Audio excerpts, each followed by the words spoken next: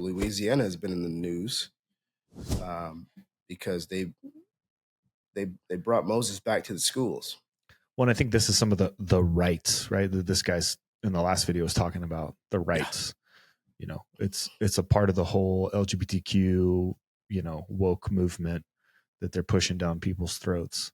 Mm-hmm. And so Louisiana basically smacked back. Yeah, they did. And so I pulled up a little article here from the Hill, which I can just read it, C-Rock. You don't have to pull it up unless you want to.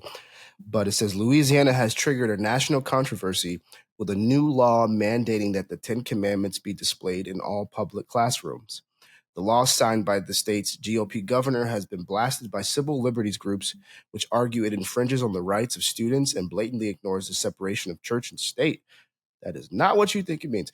The issue will soon be headed to the courts, with organizations such as the ACLU saying they plan to sue the state and Governor Jeff Landry vowing to defend the law. It's a showing sign. It's also showing signs of becoming intertwined in national political races, with former Trump embracing the law in a Truth Social post. I love the 10 Commandments in public schools, private schools, and many other places. For that matter, read it. How can we as a nation go wrong?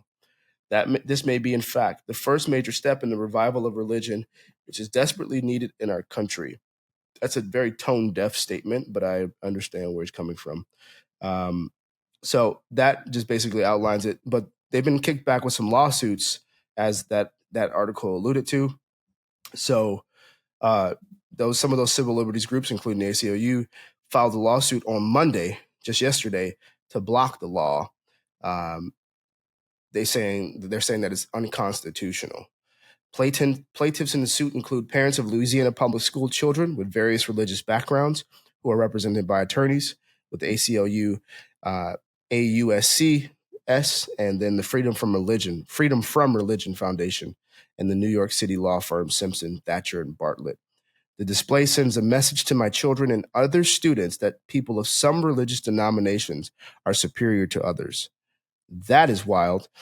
This comes from a Presbyterian pastor who is a plaintiff in the suit and father of 3 children in Louisiana public schools. This is religious favoritism. So they're drawing lines and taking sides on whether or not you can create a law to have the 10 Commandments be back in schools, which we formerly did in a period of time. And instead, we took those down and we put up the LGBTQ flag, and we put pride flags everywhere in the schools, in the stores, in our neighborhoods. But that's somehow, not religious. That's what's interesting, right? Right. Everybody always ascribes religion to Hinduism, Buddhism, Christianity, Judaism, being a Muslim. But if you actually look at the definition of religion, right, it's a pursuit or interest to which someone ascribes supreme importance. Yep. That's actually what it is. 100%. I tell people all the time. They don't call it a religion, but it is. So what I think is interesting is if this actually does get overturned, then they just set precedent. And if they set precedent, then it's the same thing that'll be used against them, right? It's exactly what happened when they tried to put Trump on the ballot, or tried to take Trump off the ballot in Colorado. And it got pushed all the way up to the Supreme Court. And the Supreme Court said, this absolutely not. Because if we do this, then we're going to disrupt the entire union, and this will be used against us. And then it'll leave us in a fractured environment, or voting environment. And so people won't be able to vote for what they want. So, I'm actually kind of a fan of it potentially. I love that they're pushing it and promoting it, but I'm a fan if it goes through and it actually gets overturned, because then the reality of it is that same precedent is going to be used against them to remove all this other stuff that's going on.